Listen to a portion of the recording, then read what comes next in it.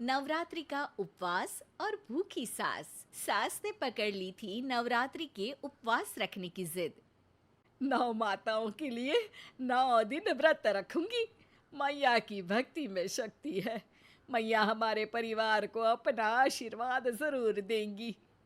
लेकिन अपना शरीर तो देखिए माँ जी, आपका एक पाँव घर में रहता है और एक पाँव डॉक्टर के यहाँ। फिर से बीमार हो गई तो जय माता दी के साथ राम नाम सत्य भी।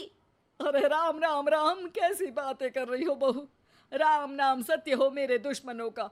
मुझे व्रत रखने से मत रोको बहू। वरना देवी माँ नाराज हो जाएंगी। नहीं, तुम्हारी सासू माँ नाराज हो जाएंगी।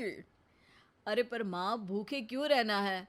देवी माँ थोड़ी ना चाहती होंगी कि उनके भक्त भूखे रहें। और आपकी तो सारी मनोकामना पूरी हो चुकी है ना माँ। लालच है बेटा, लालच बुढ़ापे में भी खत्म नहीं होती।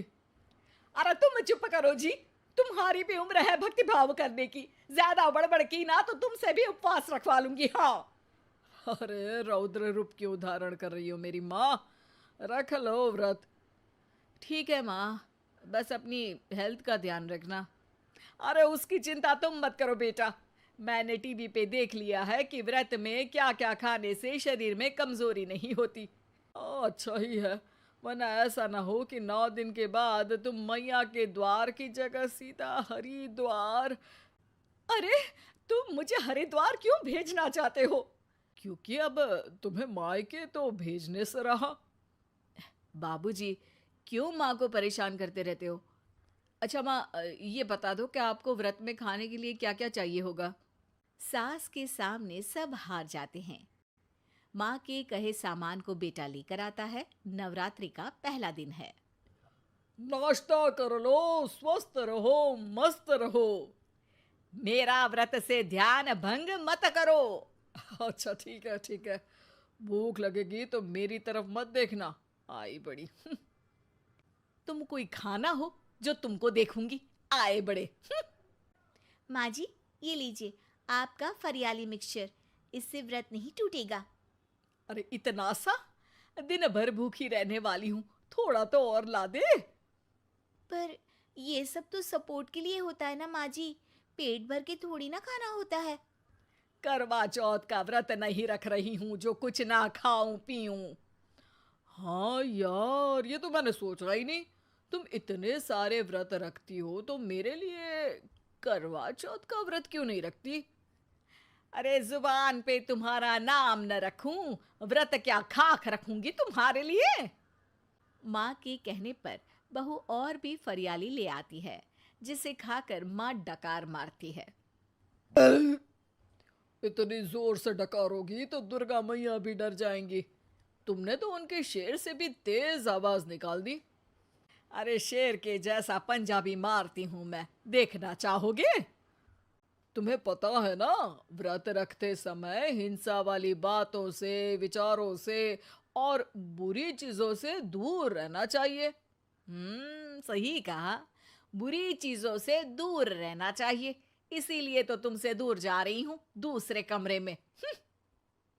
सास ने कई सारी ऐसी चीजें खाई जिनसे व्रत ना टूटे। बहू, सब्र का फल मीठा होता है। इसका मतलब ये थोड़ी है कि तू मुझे शाम तक फल नहीं खाने देगी। माँ जी, 1 घंटे पहले ही तो आपने इतना सारा। अरे एक खाता ही बना ले, उसमें लिखा करे कि मैंने कितना खाया, कितना पानी पिया। अरे नहीं नहीं माँ जी, मैं अभी फल लेकर आती हूँ। जोर से बोलो। नहीं माँ जी, मैं फल लेकर आती हूँ। अरे ये नहीं, जोर से बोलो, जय माता दी। सासू माँ एक साथ बहुत सारे फल खा लेती है। माँ जी, इतनी जोर से मैं डर गई। अरे भक्ति की शक्ति की पुकार है। पुकार नहीं, डकार है। हाँ हाँ ठीक है ठीक है। चिप्स और लेकर आना जरा, उससे भी व्रत नहीं टूटता। माँ जी, आज ही सब खत्म हो जाएगा, नाश्ते का ही टाइम है। अरे ठीक है ना बेटा, मैं अब कुछ खाऊंगी ही नहीं, तुझे इतनी तकलीफ है तो।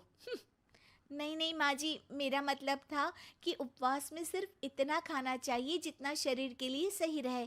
स्वाद के लिए खाने से तो अच्छा है कि उपवास ही मत रखो। माता जी की कृपा तो वैसे भी बनी ही रहती है। अरे वाह बहू वाह! एक ढोलक और हारमोनियम भी लेकर आना और प्रवचन करने लग जा। श्री श्री 108 बहु ईश्वरी माता। माँ जी, मैं आपके लिए चिप्स लेकर आती हूँ। बहू की सही सलाह को भी सास नजरअंदाज कर देती है। थोड़ी देर में बहू सास को चिप्स लाकर दे देती है। आलू की चिप्स, आहा मजा आ गया। आलू किसी भी सब्जी में चला जाता है। आलू पनीर, आलू पालक, आलू टमाटर, आलू भिंडी और तो और पराठे में भी चला जाता है। वैसे ही इंसान को भी हर स्थिति में आलू जैसा होना चाहिए। थोड़ी देर में वहां ससुर जी आते हैं। क्या चिप्स खा रही हो?